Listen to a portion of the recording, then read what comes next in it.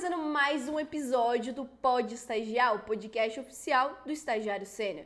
Eu sou a Camila Cross e nesse episódio eu vou te mostrar como escolher um estágio para você começar a sua carreira de forma estratégica, de forma inteligente. E para isso você precisa analisar os 5 pilares de um estágio foda, o que compõe de fato os pilares de um estágio foda. Nos últimos episódios eu te falei alguns desses pilares. O primeiro é o potencial de crescimento. O segundo pilar é o potencial de aprendizado e desenvolvimento. E nesse episódio eu vou falar sobre os outros 3 pilares que compõem o estágio, que é remuneração, orgulho de falar que faz estágio lá e a sua liderança. Antes de eu começar o assunto, se você está me ouvindo pelo YouTube, cara, já deixa o seu like, se inscreve no canal, porque isso ajuda muito aqui no meu trabalho. E se você tá ouvindo esse episódio pelo Spotify, não esquece de deixar a sua classificação, porque é muito importante. Agora a gente tá com 100 e pouquinhas classificações e a gente quer bater a meta aqui de maio pra gente chegar em 150 classificações. Então eu preciso muito da sua ajuda pra gente conseguir fazer isso. E último recado, se você não me acompanha no Instagram, já me segue lá, @estagiário.senior. Diariamente eu falo sobre tanto a questão de conquistar um estágio nas maiores, melhores empresas, quanto sobre efetivação. Agora vamos falar sobre os 3 últimos pilares que constituem os 5 pilares de um estágio foda. E o terceiro pilar é a questão da remuneração. Cara, na hora de você escolher um estágio, é muito importante você analisar o ponto da remuneração. Afinal, você não é ONG. Você não está trabalhando numa empresa simplesmente por hobby, porque você, não tem nada para fazer, então deixa eu trabalhar. Não, você está construindo a sua carreira, você está construindo o seu patrimônio financeiro. Então é importante você tomar sua decisão também com base nisso. Só que qual que é o grande erro aqui que eu vejo do universitário quando eu falo da questão de remuneração? Muitos analisam simplesmente a remuneração do estágio. Então, se vamos imaginar, a Raizen hoje, no ano de 2023, está pagando R$2.000, a XP R$2.000. Se a gente pega alguns bancos, então o Itaú paga R$2.400, o Banco Safra paga R$3.200. Eu vejo que muitos universitários acabam se prendendo muito nessa questão financeira do programa de estágio, da vaga de estágio, só que esquecem de olhar para o ponto mais importante, que é o salário dos próximos cargos. Porque quando a gente fala aqui de estágio, é uma fase muito inicial da sua carreira. É literalmente o primeiro passo para a sua carreira, mas é um período muito curto. É literalmente um tempo muito curto da sua vida.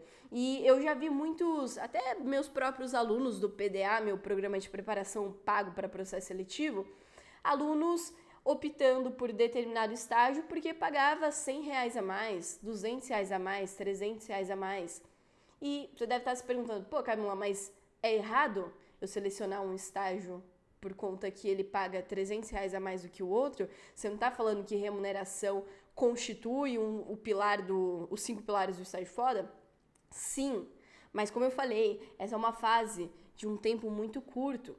Você precisa entrar no estágio, se você já gostou de lá, se você de fato escolheu esse estágio porque tem os 5 pilares de um estágio foda, você analisou que tem potencial de crescimento, de desenvolvimento, curtiu a remuneração, a liderança, tem orgulho de estagiar lá, você já precisa mirar na efetivação. Então, entrou no estágio, agora é rumo à efetivação, que é o próximo cargo, é você se tornar analista júnior ou, em alguns casos, você se tornar assistente, que eu não vejo muita vantagem, mas são essas 2 possibilidades. Agora, questão de remuneração, você precisa analisar isso. Quanto que ganha um analista júnior? Quanto que ganha um analista pleno? Quanto que ganha um sênior, um coordenador, um gerente? Agora, se você está em dúvida, se você está analisando vários estágios, várias empresas, você precisa colocar isso em pauta. Quanto que paga um júnior no Itaú e quanto paga um júnior no Banco Safra? E aí você vai ver que muitas vezes um estágio que paga menos, ali paga R$2.000, mas quando você vai ver os próximos cargos, acaba pagando muito melhor do que quem pagava R$2.700 de estágio. Então é isso que você precisa analisar, porque o seu foco tem que ser em sempre dar o próximo passo na escada, na pirâmide da carreira. Então como que você vai fazer isso? Você não vai chegar e perguntar para o analista júnior, quanto que você ganha? vai chegar pro coordenador, pô, coordenador, quanto você ganha? Me fala aí, qual que é o seu salário do mês? Não, você não vai fazer isso porque, cara, não é uma prática de mercado muito bem aceita aqui no Brasil. Então, o negócio que você vai fazer é entrar no site da Glassdoor, você pode criar uma conta lá para acessar esses dados e você vai começar a pesquisar.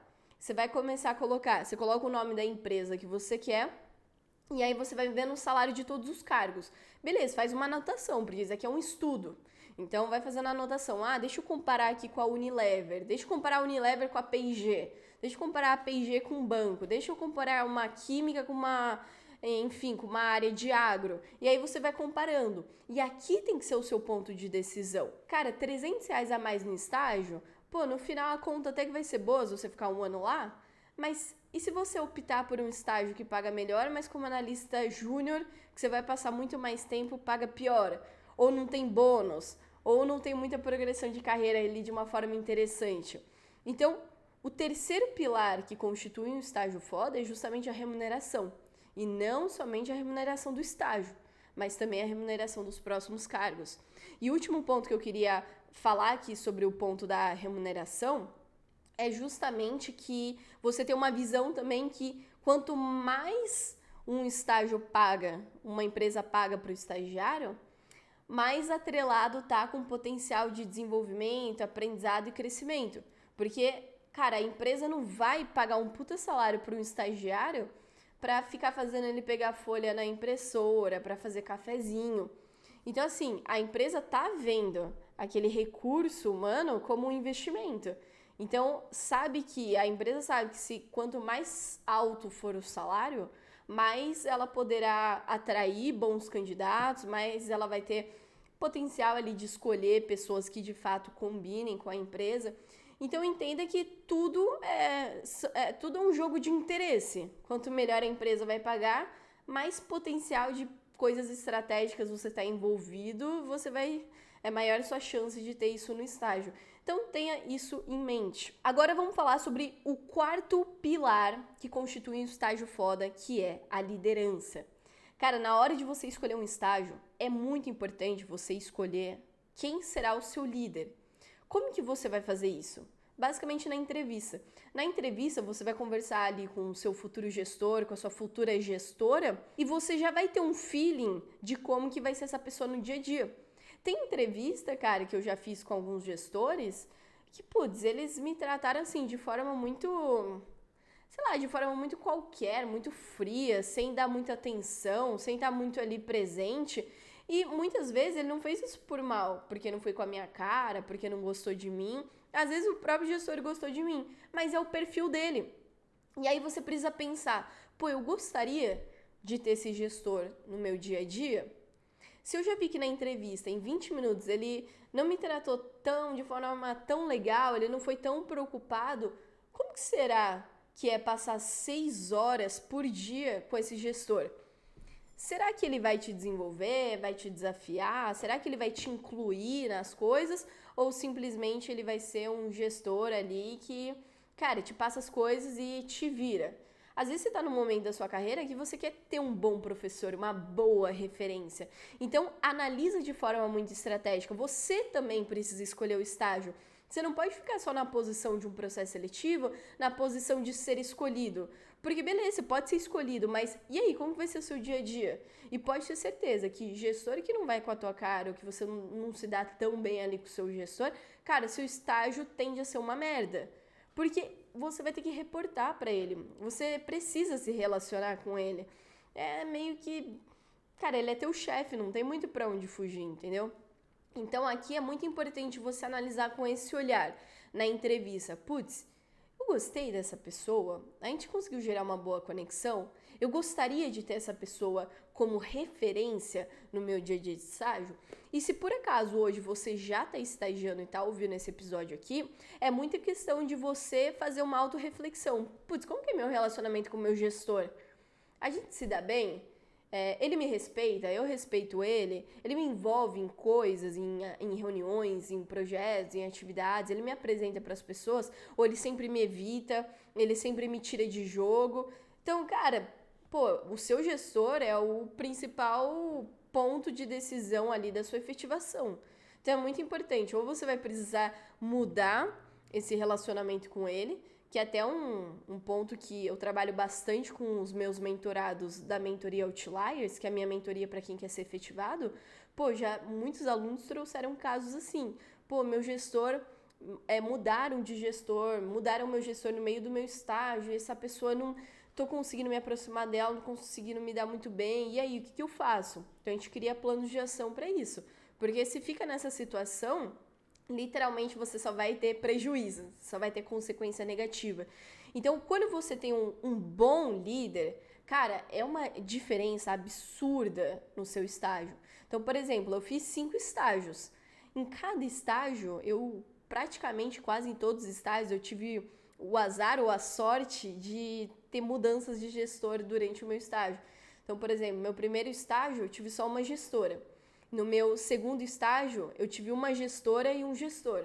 No meu terceiro estágio, eu tive 3 gestores. No meu quarto estágio, eu tive 2 gestores e, por fim, no meu último estágio, eu tive só um.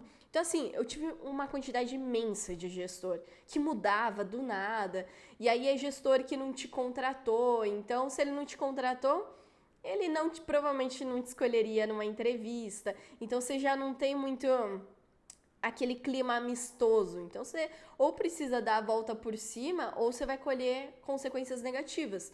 E, pô, eu não tive uma preparação nos meus estágios. Eu tive que aprender muito com os meus erros, com os meus tombos, com as minhas cagadas. Então, hoje os meus alunos, até você que está assistindo, que está ouvindo esse podcast, você está aprendendo com os meus erros. Você está sendo uma pessoa sábia, você já está evitando, você está sabendo escolher um estágio. Eu tive que aprender tudo isso na marra. Então, assim, eu tive atitudes muito negativas para o meu desenvolvimento no estágio, quando eu tive gestores que não eram muito legais. Então, qual que foram as minhas consequências? Pô, teve gestor que começou a me tirar de reuniões que eu tocava sozinha, começou a me tirar de projetos que eu era responsável. Então, assim, é muito ruim. Mas também eu tive gestores, assim, maravilhosos na minha carreira. Gestores que, de fato, moldaram a minha mentalidade profissional, sabe? E que me trouxe conhecimento, visão estratégica, até então eu não tinha. Então, eu sou muito grata a esses profissionais. Porque, cara, se eu não tivesse eles, talvez até hoje mesmo eu não pensaria da forma como eu penso, eu não trabalharia da forma como eu trabalho. Então é muito diferente. Quando você tem um bom líder, cara, você de fato tem um estágio foda. Então, quando você não tem um bom líder, a chance de você não gostar do seu estágio é muito grande. Então, analisa isso com muito cuidado. Às vezes, falar não para uma vaga de estágio, por mais que seja até estranho, né? Soe meio estranho, é estratégico para sua carreira. Então, esse é o quarto ponto que você precisa analisar na hora de escolher um estágio. E falando do quinto pilar que constitui um estágio foda, aqui a gente fala sobre o orgulho de estagiar lá, o orgulho de trabalhar lá. E antes de eu me aprofundar aqui nesse último pilar, não esquece de deixar o seu like aqui no YouTube, deixa um comentário também, caso você esteja analisando esses pontos aqui, se isso tá te ajudando de fato. E lembrando, se você tá ouvindo esse episódio pelo Spotify, não esquece de deixar a sua classificação. Cara, é só você ir lá, clicar aqui no Pode Estagiar, no perfil do podcast, e aí existem 5 estrelinhas. Clica na 5ª estrelinha e pronto, sua classificação já foi computada aqui pra gente. Isso ajuda muito a gente a crescer. E por fim, não esquece de me acompanhar também no Instagram, @estagiário.senior, que diariamente eu faço conteúdos lá que vão te ajudar rumo à efetivação e para você entrar também nas maiores e melhores empresas. Agora, bora pro último pilar que constitui um estágio foda, que é justamente o orgulho de estagiar lá. Isso aqui é muito importante você analisar. Porque pensa comigo, você vai passar 30 horas semanais em uma empresa, com determinadas pessoas, com determinada cultura, com determinados valores, com determinadas expectativas de comportamento. Se você entra num lugar que você não gosta, que você não tem orgulho, que você, cara, não conta assim abertamente para as pessoas que tá trabalhando lá, isso é muito negativo para você. E aqui eu falo até psicologicamente negativo. Então, por exemplo, no meu segundo estágio, eu estagiava numa startup, Uma startup era uma empresa que tinha acabado de abrir, era sobre odontologia digital. Eles vendiam uns aparelhos tecnológicos para odontologia e tudo mais. E toda vez que alguém me perguntava onde eu estava estagiando, eu falava, eu faço estágio numa startup de odontologia digital, bem voltada para trazer a tecnologia para os consultórios, tal. E aí todo mundo me respondia assim, que legal, hein? Bacana. E, pô, eu via que a pessoa não falava, caraca, que legal, hein? Nossa, baita estágio, baita carreira. Não, meio que, sei lá, a sensação que passava é que as pessoas estavam lá, pô, bacana, hein? Parabéns. Meio que assim, com dó. Então, não era a sensação que eu gostava de ver as pessoas tendo, sabe? Quando eu falava. Agora, quando eu comecei a estagiar na BASF, quando eu comecei a estagiar no Itaú e eu falava para as pessoas, pô, faço estágio no Itaú, faço estágio na BASF, na parte de agronegócio digital, todo mundo falava, caraca, nossa, como que é lá, baita carreira. Então, eu tinha um baita orgulho de falar que eu estava nessas grandes empresas. Então, você precisa pensar, pô, essa empresa, eu vou ter orgulho de falar que eu trabalho lá, que eu faço estágio lá? E aí eu já vi também casos que é o seguinte, eu já vi um caso de uma universitária que ela era vegetariana, vegana, não me lembro qual dos dois. E ela se inscreveu para o estágio da BRF, que é voltado para carne, tudo para alimentação bovina. Não sei se é só bovina, mas enfim, é o foco da empresa. Faz sentido? Não faz sentido. A pessoa é vegana. A pessoa luta de fato por uma causa, por uma ideia totalmente diferente, totalmente oposta ao modelo de negócio daquela empresa. Então, a mesma coisa você ser vegano e, sei lá, trabalhar no Burger King. Pô, ali tem carne, que não sei o quê. Você vai ter orgulho? Às vezes você vai, se você tiver, tudo bem. Mas se você luta por uma causa e aquela empresa, ela luta por outra causa totalmente oposta da sua, pô, você vai ter orgulho? Então, assim, são coisas para você pensar, porque você vai passar uma boa parte da sua vida nessa empresa. Por mais que eu falei que estágio é um período curto da tua vida, você vai passar 30 horas semanais nesse lugar, tratando temas, desenvolvendo projetos, ideias sobre aquilo. Se você não gosta, já era, você não vai ser feliz. E quando a gente não tá feliz, não tá com tesão de fazer aquele trabalho, cara, a sua performance anda muito ligada a isso. Então, analisa muito bem, pesquisa sobre a cultura da empresa, conversa com estagiários que estão lá, com pessoas que já estão há mais tempo nessa empresa, pergunta qual que é o comportamento. Pô, aqui é uma galera mais team player, gostam mais de trabalhar em equipe, ou é uma cultura mais individualista, voltado para resultados, é uma cultura mais agressiva? Tem gente que não se encaixa em cultura mais agressiva. Tem gente que se encaixa em cultura que é mais, tranquilo, cada um no seu tempo. Então, assim, você precisa entender. Porque se os comportamentos exigidos, esperados de você, é um negócio totalmente diferente com o seu estilo de vida, cara, você vai odiar esse lugar. Então, por exemplo, no Itaú, quando eu trabalhei lá, eu entrei em 2020, né? 2020, comecinho de 2020. Pô, em 2019, o Itaú tinha acabado de colocar a política do...